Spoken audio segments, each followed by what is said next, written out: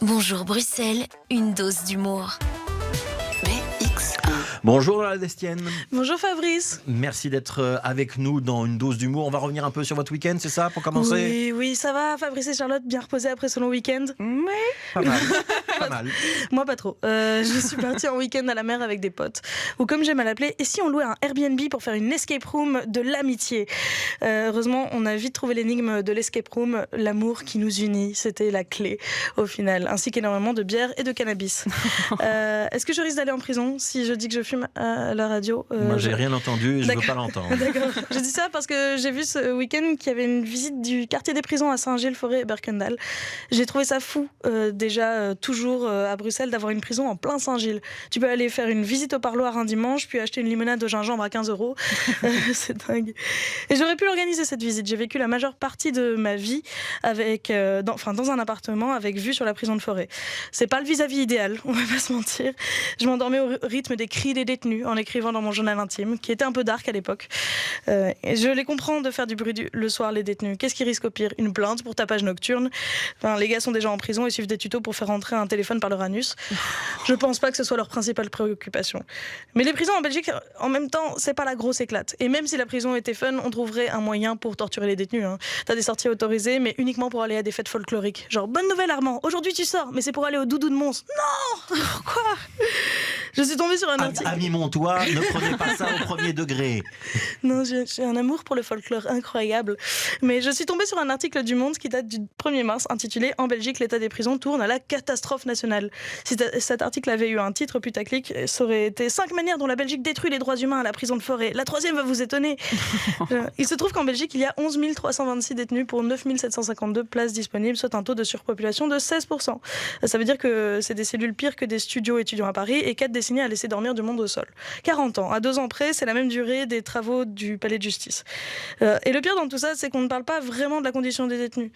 On n'en parle pas. Peut-être parfois on entend parler des matons, qui étaient souvent en grève quand j'habitais dans le quartier. Mais bon, un maton en grève, il va faire quoi à côté de ses collègues? Brûler une voiture. C'est un Darwin Award de la carcération. Mais on ne parle pas des prisonniers parce que dans la tête de beaucoup de gens, ils le méritent.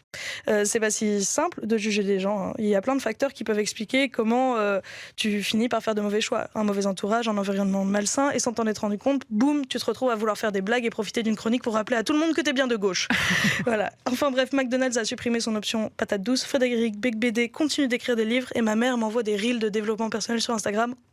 On a capté, le monde est injuste.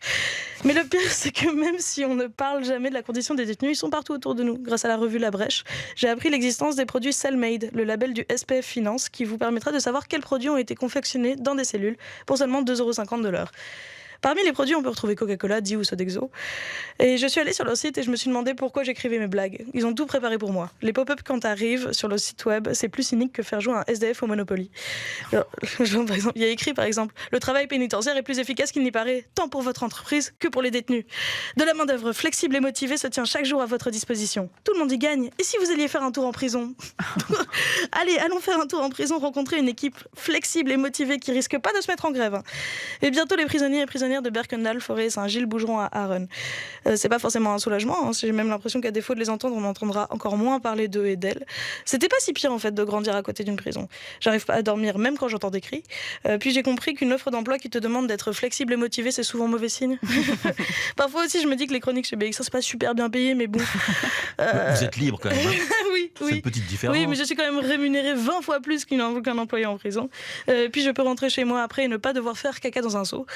Ou le faire, et c'est un peu ça, la liberté. Voilà la définition de la liberté de Lola Destienne. On n'est pas obligé d'adhérer à tout. C'est le principe de cette chronique, on n'est pas obligé d'adhérer à tout. Quand est-ce qu'on vous voit sur scène, Lola? Alors, fin du mois, je joue au Kings of Comedy Club avec fin de soirée, un spectacle avec Marine Sergent et Moana Genevet. Voilà, et il y a toujours la présence sur les réseaux sociaux. Exactement. Sur lesquels? Sur Instagram, Facebook, Lola Destienne. Merci Lola.